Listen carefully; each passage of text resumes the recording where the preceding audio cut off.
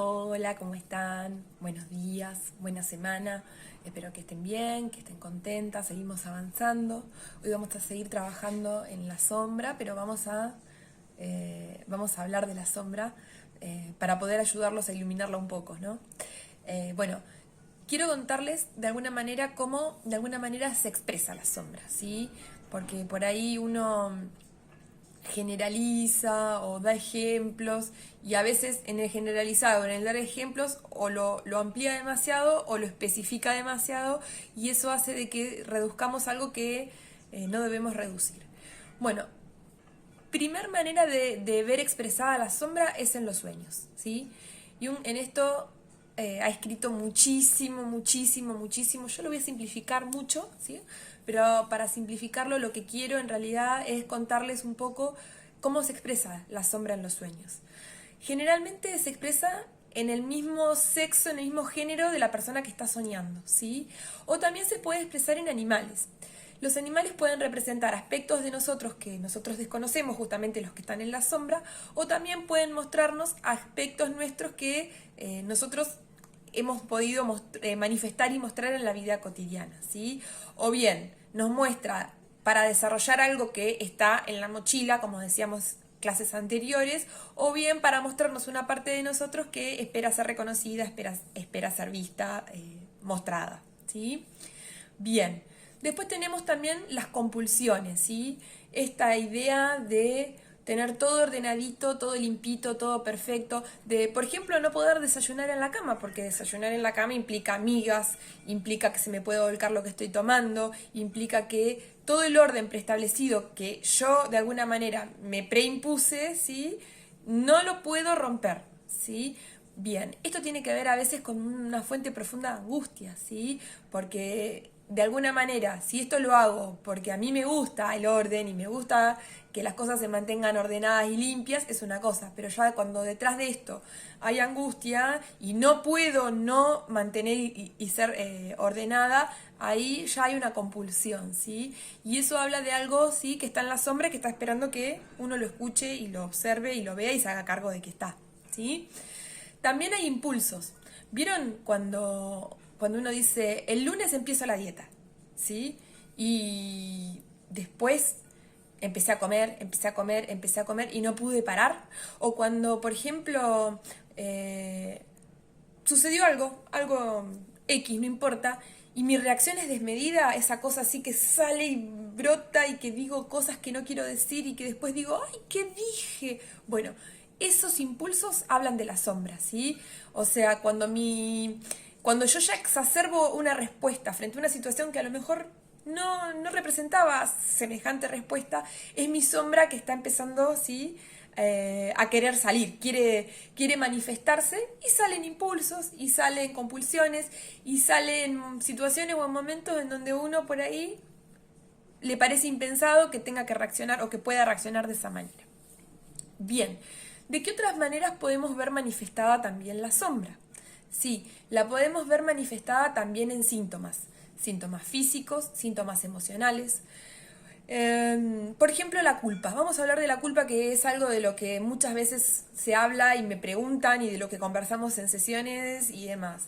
Cuando uno siente mucha culpa es porque en realidad ha mandado a la sombra la capacidad de poder hacer cargo al otro de lo que el otro le corresponde. O sea, si yo me siento culpable, le estoy evitando hacerse cargo al otro de lo que se tiene que hacer cargo, ¿sí? Hablemos de otros síntomas, hablemos del miedo, ¿sí? Como síntoma emocional. También podemos hablar de la angustia, de la tristeza. También hay síntomas físicos, qué sé yo, por ejemplo una gastritis, ¿sí? Hay algo que yo he mandado a mi sombra y la gastritis me está representando, ¿sí? Una gastritis, un dolor de cabeza, las migrañas famosas. Hay un montón de síntomas físicos que hablan de mi sombra, ¿sí? De que yo he mandado a mi baúl, a mi mochila, cosas de mí que eran importantes, que las reprimí para poder sobrevivir, como decíamos en clases anteriores, y que el síntoma me está mostrando de eso me tengo que hacer cargo, ¿sí? También toda manifestación de síntomas, ¿sí? Como decíamos hace un rato, una compulsión es un síntoma, ¿sí? Es un síntoma de salud mental. Bien, tendremos que ir a revisar qué me está pasando, qué mandé a la mochila y qué me está sucediendo. También pasa con el perfeccionismo, ¿sí? El perfeccionismo es parte de un mecanismo que uno tiene, ¿sí? De alguna manera de querer mostrar algo de uno, ¿sí? Que en realidad uno manda a la sombra su propio desorden, su propio caos interno, ¿sí? También tenemos formaciones reactivas, que es cuando en realidad uno termina haciendo lo opuesto a lo que mi sombra quería, ¿sí? Y esto se da, por ejemplo, en la sobreprotección a los hijos. Muchas veces las mujeres tienen la sensación interna de que no quieren ser madres, ¿sí? Pero bueno, esa sensación, ese sentir, no lo pueden aceptar, es muy doloroso, ¿sí? Entonces, lo que hacen es, al sentir que no quieren tener hijos, ¿cómo pasa esto a la sombra? Tengo los hijos y me hago cargo y estoy arriba de ellos y me preocupo y me ocupo y me sobreocupo de ellos, ¿sí? Estos son los chicos que el día de mañana le van a decir a mamá después, mamá, comprate una vida, ¿no? Porque, en fin, es lo que es. Bien, otra manera de manifestarse en nuestra sombra, ¿sí? Es en las relaciones interpersonales. Y acá vamos a abrir una enorme puerta, un enorme portón, ¿sí? Porque en realidad en las relaciones interpersonales es donde más fácilmente vamos a saber reconocer nuestras sombras si es que estamos atentos, si es que somos conscientes, si es que queremos trabajarla, ¿sí? Porque en general es en las relaciones interpersonales en donde el otro me va a estar mostrando la parte de mí que menos me gusta o la parte de mí que más me gusta de mí, porque también, a ver, hay una sombra oscura, una sombra gris, por ponerle un color, ¿sí? Y va a haber una sombra dorada, de la que también vamos a hablar hoy, ¿sí? Y en esa sombra gris, y en esa sombra oscura, y en esa sombra dorada, en las dos sombras, en las relaciones interpersonales, nos vamos a encontrar, ¿sí? Entonces, sería muy importante estar atentos en nuestra manera de vincularnos, ¿sí? En cómo, en qué me gusta del otro, en qué me hace bien del otro, por eso las tareas que yo ya les vengo dando, ¿sí? Para empezar a reconocerme en los vínculos y para empezar a reconocer al otro en los vínculos y cómo yo me le presento al otro, ¿sí? Bien, es importante entender en esto, muy importante, que siempre lo que representamos para el otro, lo que nosotros vemos en el otro, habla de nosotros. Duele, es injusto, nos molesta, nos inquieta, pero es el mecanismo que nosotros hemos encontrado para sobrevivir. No olvidemos que la primer parte de nuestra vida, ¿sí? Necesitamos sobrevivir, nuestro yo se necesita desarrollar, ¿sí? Y nuestro inconsciente busca las maneras mejores, las que más fácil encuentra acceso para poder sobrevivir. Y sobrevivir implica, ¿sí? Para una persona, de alguna manera mostrar sus mejores partes. Las que ella considera que son sus mejores partes, porque tampoco olvidemos, ¿sí? Que uno juzga mucho partes internas de uno, ¿sí? O juzga en el otro lo que el otro hace. Por eso decíamos que en la relación interpersonal uno ve la sombra, ¿sí? Entonces, cuando yo veo en el otro algo que no me gusta del otro, ¿sí? Estoy juzgando la manera del otro de ser, de comportarse, de actuar, de pensar. En ese juzgar estoy recortando de mí una parte importantísima, ¿sí? Que es esa parte de mí que yo no me atrevo a hacer. Esa parte de mí que yo no me atrevo ni siquiera a reconocer que está en mí. Entonces, de esta manera, poder empezar a reconocer que lo que el otro actúa, hace o es algo que está en mí, ¿sí? Es una manera de empezar a sanarme y empezar a conocerme, ¿sí? Así que las relaciones interpersonales va a ser, de alguna manera, un camino que uno encuentra para el autoconocimiento, para verme y encontrarme y reconocer en el otro aspectos míos. Vuelvo a decir, no solo los aspectos negativos, no solo la parte de la sombra oscura, de la sombra gris, como yo les decía, sino también los aspectos más sanos de uno, los que representan la sombra dorada, porque son los aspectos más lindos de uno, que muchas veces también para sobrevivir, y escuchen lo que digo, ¿sí? También mandamos a la mochila o al baúl o a donde quieramos mandar, pero lo escondemos, ¿sí? Lo mandamos debajo de la cama, ¿sí? Y son las partes nuestras más lindas, las que más nos harían brillar, y sin embargo, ¿sí? Empezamos a tener comportamientos mediocres, empezamos a tener comportamientos que no corresponden con la verdadera esencia de uno. Y esto de la sombra dorada tiene mucho que ver, y ya en esto empiezo a entrar en otros temas, con un poco la valorización, ¿sí? Muchas veces en casa, y cuestiones de crianza, cuestiones culturales, cuestiones de orden, se nos indica, ¿sí? Que nosotros no servimos para hacer mate, servimos para juntar la ropa, ¿sí? Y empiezan las comparaciones. No, este es re inteligente para las matemáticas, pero aquel otro es súper hábil arreglando cosas. Y empiezan, ¿sí? A gestionarse lugares, entonces cada uno de esos niños ubicados en esa casa, en esa crianza, en esa cultura familiar, empieza a entender que es importante que él brille en eso que en su familia es reconocido, ¿sí? Entonces hay un lugar de valorización familiar, ¿sí? Social, cultural, en donde la persona queda engrampada en un lugar y tal vez no sea lo que lo hace brillar, ¿sí? Pero sí sea lo que en la familia era importante que esa persona hiciera o porque le era fácil, ¿sí? Pero la persona empieza a guardar en la mochila, como decíamos recién, la persona, el ser, el niño, ¿sí?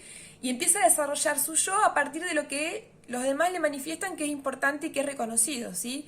Pero va a haber otros reconocimientos, va a haber otros valores que esa persona tenga, que como no son reconocidos socialmente o familiarmente, se van guardando, se van perdiendo, se van dilapidando, diría yo, ¿sí? El trabajo de uno como terapeuta, el trabajo de uno como acompañante, justamente el trabajo del psicólogo holístico va a tener que ver justamente con poder empezar a rastrear y encontrar cuáles son aquellos valores, aquellos verdaderos valores, genuinos valores que están en cada persona, ¿sí? Y sacarlos a la luz. Yo les decía, me acuerdo en las primeras clases, una persona depresiva, no es por casualidad que esté depresiva. Muchas veces las depresiones, más allá de que hay depresiones endógenas, cuestiones biológicas y demás, tienen que ver con que hay partes de uno que están dormidas, que no han sido reconocidas, que no han sido vistas. Qué importante va a ser a partir de ahora, ¿sí? Que ustedes como terapeutas logren encontrar aquello en lo que la persona brilla, aquello en lo que la persona puede ser más ser que nunca, ¿sí? De esto se va a tratar la labor de ustedes como terapeutas holísticos. Encontrar lo que la persona tiene en la sombra dorada, ¿sí? Encontrar eso, ese don, eso a lo que vino, ¿sí? Porque tal vez sí está desarrollando su vida, tal vez está siendo feliz, pero hay otras partes de sí que están esperando a ser vistas, están esperando a ser escuchadas, están esperando a ser tocadas, ¿sí? Amadas por cada ser. Entonces, bueno, reconocer esas partes nos va a permitir salir de la mediocridad, salir de esa continuidad de la vida así, de sobrevivir más que de vivir, ¿sí? Y encontrarnos con los aspectos de uno, aquellos aspectos que son los más amorosos, aquellos aspectos que están esperando, deseosos de ser escuchados, ¿sí? Estos que salen en los impulsos, como yo decía. Otra manera también que se me ocurre ahora de que de alguna manera puedan expresarse las sombras es en las adicciones, ¿sí? El adicto lo que está tratando de hacer es tapar su enojo, tapar su dolor, tapar su bronca, ¿sí? ¿Con qué lo hace? Con la sustancia que consuma, con el alcohol, con la marihuana. Hoy en día socialmente los adolescentes para pertenecer necesitan fumar. Y no solamente fumar un cigarrillo, sino también un churro, como le dicen ellos, ¿no? Porque los he escuchado en el consultorio a veces decirme en esos términos. Entonces, bueno, a ver, ¿cuántas cosas están queriendo salir a la luz, ¿sí? Cuando hay alguien con una adicción también, ¿sí? ¿Cuántas cosas están reprimidas, guardadas, enojadas, ¿sí? Bien, estamos hablando de la sombra, estamos hablando de la sombra oscura, de la que reprimimos porque no nos gusta, pero también empezamos a hablar de otros aspectos, de los más genuinos, de los más sanos, de los más movilizantes, ¿sí? Que son los que tienen que ver con la sombra dorada. Las cosas de nosotros mismos, las que hemos reprimido, las más lindas, las más dulces, las más amorosas, las más buenas, las más luminosas, que si yo quiero seguir siendo la hija linda y bonita de la casa, yo no me puedo permitir recibirme. ¿Cómo me voy a recibir si ninguna mujer de mi familia se recibió? Por ejemplo, ¿sí? ¿Cómo voy a ser esa mujer que sale a la luz y es conocida y es famosa por su trabajo? Eso no. Si todas las mujeres de mi clan han sido todas laburantes, pero laburantes de esas que se sacrificaban para volver a casa y hacerse cargo de los hijos, y si salían a trabajar. Si no salían a trabajar, estaban todo el tiempo abocadas a la familia, al marido, a los hijos. Si yo rompo ese esquema, si yo dejo y muestro y dejo ver mi sombra dorada, ¿sí? Dejo de pertenecer. Entonces, ¿qué hago? No. Toda esa parte luminosa, linda, todo eso que yo tengo para mostrar, para experienciar, lo mando a mi mochila, ¿sí? Lo escondo, lo guardo y no lo muestro porque sencillamente si lo muestro, dejo de pertenecer. Así que más vale, dejamos todo como está así, ¿sí? Si yo soy el hermano que servía solamente para arreglar las cosas, ¿cómo me voy a dar permiso de estudiar? Si me doy permiso de estudiar, dejo de ser el hermano querido y amado y abrazado y sostenido por mi familia, porque en realidad ya no voy a arreglar las cosas, o las voy a arreglar, pero voy a lucirme en otras cuestiones y voy a desmerecer a mi hermano, ese que sí servía para las matemáticas y que sí servía para estudiar. Y así podemos seguir, ¿sí? Y esto lo vamos a seguir estudiando en psicogenealogía y lo vamos a seguir estudiando en la parte de psicología sistémica, pero la realidad de los hechos es que tenemos sombra oscura, pero también tenemos sombra dorada. Y tenemos que ir a la búsqueda de las dos, ¿sí? No nos quedemos solo con los aspectos negativos, no nos quedemos solo con los aspectos que tienen que ver con lo que no nos gusta de nosotros y que por eso lo escondemos y no lo queremos ver y que cuando lo vemos en el otro nos asusta, nos enoja, nos duele, nos molesta. No, también vayamos a buscar, ¿sí?, lo que el otro logra. Yo cuando el otro día les hablaba de la envidia, tenía que ver un poco con esto, porque a veces uno, de tanto que admira, ¿sí?, de tanto que mira al otro y dice, ¡ay, qué lindo lo que hace, qué lindo, qué maravillosa que es esa persona!, ¿sí? Tal vez también termina envidiando, pero ¿por qué? Porque uno mismo ha mandado a su propia mochila o a su propio baúl aspectos de unos que lo harían brillar tanto como el otro brilla, pero que hasta ahora no me di permiso para mostrar, que hasta ahora no me di permiso para gestionar y para que mi vida tenga el color que yo quiero que tenga, ¿sí? Así que no solamente vamos a ver solamente la sombra oscura, sino que también vamos a ver la sombra dorada, esa que hace que admiremos a otros muchísimo y que no hayamos visto todavía ni reconocido que eso mismo lo podemos lograr nosotros. Bueno, espero que esta clase les haya servido, los haya movilizado. Yo espero que sigamos moviéndonos, que sigamos encontrando ejemplos en nuestra propia vida. Empiecen a ver alrededor de ustedes las sombras, ¿sí? No solo las de ustedes, sino a veces también es fácil poder ver las sombras del otro, ¿sí? Empiecen a escuchar lo que el otro dice, empiecen a observar cómo se comporta ese otro del que ustedes están viendo que habla. Empiecen a ser observadores, a ser capaces de ponerse en el lugar del otro, ¿sí? Porque de esto se trata, ¿sí? Justamente de una actitud compasiva, de una actitud amorosa, de verme en el otro, de ver cómo el otro pisa el palito, como yo también lo piso. Y de esto se trata vivir, ¿sí? Se trata de encontrarme, de esto se trata de conocerme, de esto se trata la segunda mitad de la vida, de lo que ya hablaba en clases anteriores, ¿no? Primera mitad de la vida es construir mi yo, ver cómo hago para sobrevivir, para adaptarme, para crecer, mando a la mochila todo lo que puedo mandar para yo poder ser, ¿sí? Ser desde la persona, desde el personaje, como hablábamos, ¿no?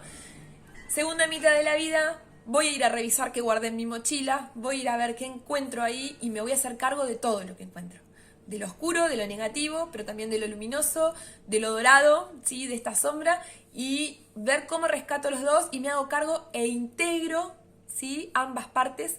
Y cuando logro integrar ambas partes, me transformo en un ser entero, ¿sí? Íntegro, ¿sí? Un ser que reconoce sus aspectos más luminosos y sus aspectos más sombríos y se hace cargo de ambas cosas y sale a la vida, ¿sí?, de la manera más hermosa que puede salir, que es viviendo y siendo. Les dejo un beso enorme, buena semana, sigan haciendo las actividades y no olviden, ¿sí?, de hacer el seguimiento de lo que van sintiendo, tarea de la clase número 1. Los voy a dejar con un texto de Rumi que habla sobre la sombra, que es del 1200, imperdible. Fíjense, Rumi en el 1200 ya hablaba de la sombra. Se los leo. Por muy rápido que corras, tu sombra no solo te sigue siempre, sino que a veces se te adelanta. Pero esa sombra también te hace un servicio. Lo que te duele, te bendice. La oscuridad es tu candela. Tus límites son tu búsqueda. Tenés que tener tanto una sombra como una fuente de luz. Escuchá y reposá tu cabeza bajo el árbol del recogimiento.